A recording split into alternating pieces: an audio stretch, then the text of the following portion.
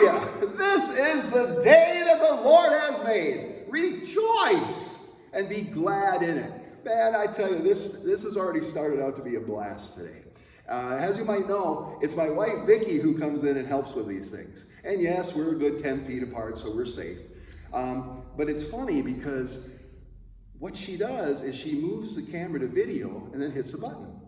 Well, apparently she forgot to do that today because I had just given maybe one of the best sermons I've ever given in my life, and she looks up at me and she goes, honey,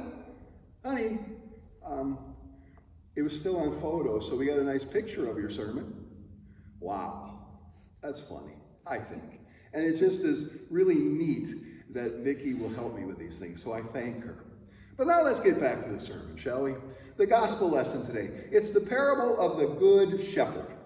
The parable of the Good Shepherd, where the sheep hear his voice. They also hear another voice, though, too, don't they? But they don't recognize that voice, and they are supposed to, what are we supposed to do? Run from that voice because we do not recognize it. We do not recognize that voice as a voice of love, of patience, of gentleness, of unconditional love. That's God's voice to us, a voice of forgiveness and faith. God gives us all of these gifts through our baptism. They are ours because God gave them to us. We did not earn them. He gave them to us because God loves us. So the shepherd speaks and his sheep hear. But the thieves and the bandits and the robbers, they speak too. And they're good at what they do. And sometimes they're even able to make our ear listen to them, taking our ear and our heart and our mind and our strength and our soul off of God, even for that brief second. That's very dangerous, people. That's very, very dangerous. But it happens. It's happened to me all my life. Maybe it has with you too. Can you think of any instances in your life where you've heard at least two voices? I'll tell you a quick story. Way back when, my first real job was being a bag boy at a grocery store. I loved it. It helped me get enough money to buy my first car. It did all of these things. It freed me because I now had a car, a 68 El Camino. Woohoo! But I'll tell you what, it wasn't the easiest job. Sometimes when customers were rude, it could be kind of hard. So there was this one day where these customers weren't exactly nice. They were kind of pushy, maybe a little arrogant. Maybe they didn't even know they were acting that way, but that's how it came across, right? And I ended up being the one that carried their groceries to their car. Well, as I was carrying them, the man had his wallet. He tried to put it in his coat pocket, but it didn't work and it fell. Neither of them noticed that it fell. I did. And right there, those two voices popped up. Now, you know all the times that I tell you that it's always about a choice? And we like to say things like, well, God will never put us through anything we can't handle. That's not what the scripture says. What the scripture says is God won't put you through anything that you do not have at least two choices. That's what he says. Well, there was my choice. I picked up the wallet. And the first voice was, oh, man, they were rude. They didn't treat you very well. They think you're just some bagger that they don't even have to pay attention to. They're not going to miss it if you keep their wallet. In fact, they deserve it because they were mean to you. Go ahead, stick it in your pocket. What? Tell me, when have you ever heard God speak that way? When have you ever heard God say, go ahead, treat someone like garbage. Steal from them, it's okay. They deserve it. I've never heard God say that, and if I did hear God say that, what does Jesus say we're supposed to do? Run away. Don't engage in that conversation. You're not going to win it. Don't engage in that conversation. We're not smart enough.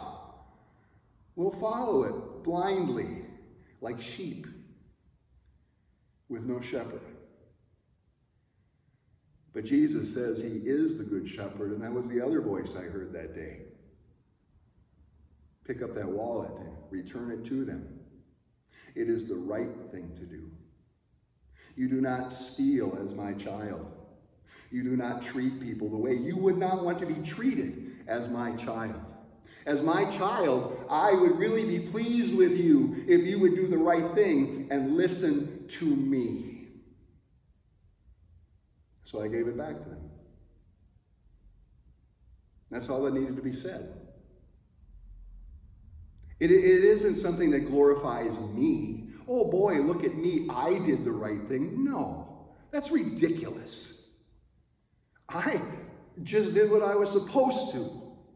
I just did the bare minimum of what God means when he says to go love someone unconditionally.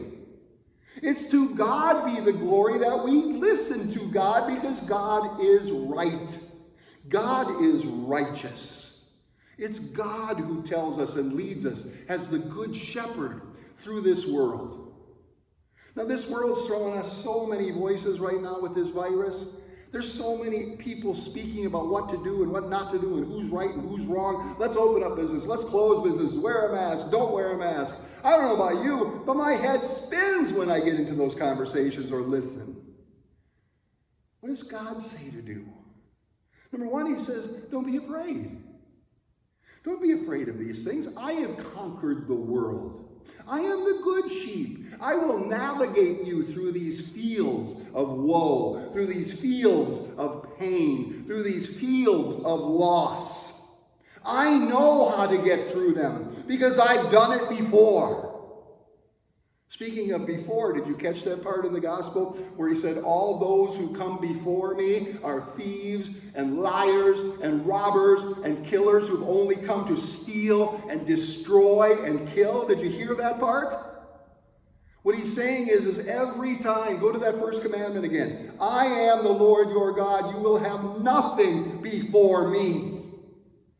Every time we put something ahead of God like that, that's what he's talking about. He's warning us in plain language that we as sheep who follow our shepherd should be able to understand and should be able to follow. He's saying, do not follow them.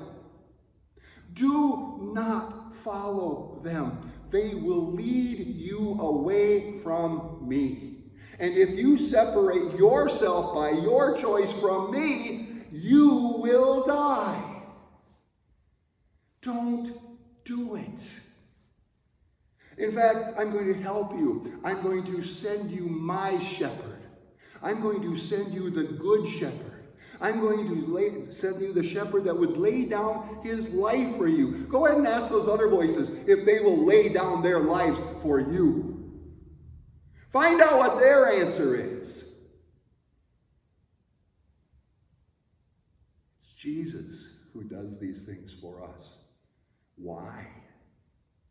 Well, he said it, didn't he? He said, all of those that came before me, they just want to kill and destroy and steal.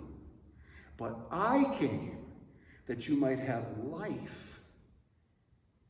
Not just a little, but that you might have life and have it abundantly. In these times where we feel we have so much loss and the things we don't have, listen to that good news, people. Please plant it in your hearts. You have life with God abundantly. It will never run out. It will never go short. It will never be taken away.